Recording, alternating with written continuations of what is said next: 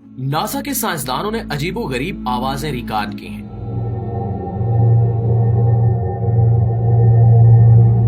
क्या ये आवाजें 7 आसमानों के ऊपर से आ रही थीं? हदीस में भी इन आवाजों का जिक्र है। आप सल्लल्लाहु अलैहि वसल्लम ने खला से आने वाली इन आवाजों के बारे में क्या इरशाद फरमाया? उर्दू कवर के मुआजिज दोस्तों, मैं हूं माजिद मलिक और आप तमाम देखने और सुनने वालों को अस्सलाम वालेकुम।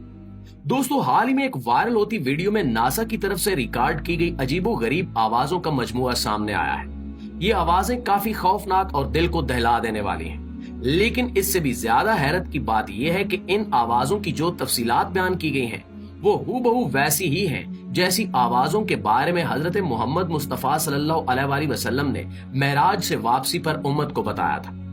नासा की तरफ से शेयर की गई वीडियो में आप देख सकते हैं कि कुछ ऐसी आवाजें आ रही हैं जो सुनने में बेहद खौफनाक लगती हैं। यूं लगता है जैसे कोई चीज क्रैक हो रही हो। इन आवाजों की डिस्क्रिप्शन में लिखा गया कि ये वो आवाजें हैं जो खला में पहली बार सुनी गई हैं। साइंसदानों के ख्याल में ये आवाजें शायद जमीन के अंदर से आ रही हैं या फिर खला में ही मौजूद किसी और सियारे से आ रही हैं।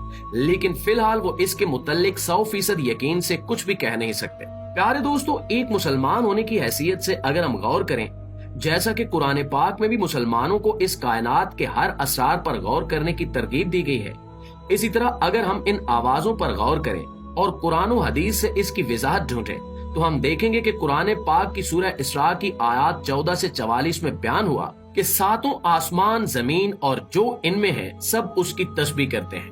कोई एक चीज भी ऐसी नहीं है जो उसकी तस्बीह ना करती हो, लेकिन तुम इनकी तस्बीह को नहीं समझ सकते। बेशक वो बड़ा बुरबार माफ करने वाला है। लेकिन आज तक साइंसदानों ने हमेशा कुरान और सुन्नत के इस बयान की नफी की है कि हुजूर अकरम सल्लल्लाहु अलैहि वसल्लम ने जिन आवाजों का जिक्र किया था, ऐसी कोई आवाज हो ही नहीं सकती। इनके ख्याल में हुजूर अकरम सल्लल्लाहु अलैहि वसल्लम ने वाक़े मेराज के दौरान सुनी जाने वाली जिन खौफनाक आवाजों का जिक्र किया है, वो कैसे सच हो सकती हैं, जबकि खला एक वैक्यूम है और खला में आवाज ट्रेवल नहीं करती। नाज़रीन, गैर मुस्लिम और मगरबी साइंसदानों के इन साइंसी दलाइल के बावजूद हम मुसलमानों को 1% भी प्यारे नबी करीम सल्लल्लाहु अलैहि वसल्लम की बयान करदा हदीस पर शक नहीं था और न ही हो सकता है। बेशक आप सल्लल्लाहु अलैहि वसल्लम ने सफरे मेराज के बाद जो कुछ भी बयान किया और जितनी बातें भी अपनी उम्मत को बताई हैं, वो हरफ बहरफ सच है। इन्हीं बयानात में आप सल्लल्लाहु अलैहि वसल्लम ने एक पत्थर के दोज़ख में गिरने का वाक़या बयान किया है, जिसमें आप सल्लल्लाहु अलैहि वसल्लम ने इरशाद फरमाया कि इसके बाद मैंने एक आवाज सुनी जिसने मुझे खौफज़दा कर दिया। जब मैंने पूछा कि ये क्या है, तो जवाब आया कि वो आवाज उस चट्टान की थी जिसे 70 साल पहले जहन्नुम की आग में डाला गया था। वो चट्टान अभी अपनी जगह पर उतरी है और अपनी जगह पर सेट हो गई है।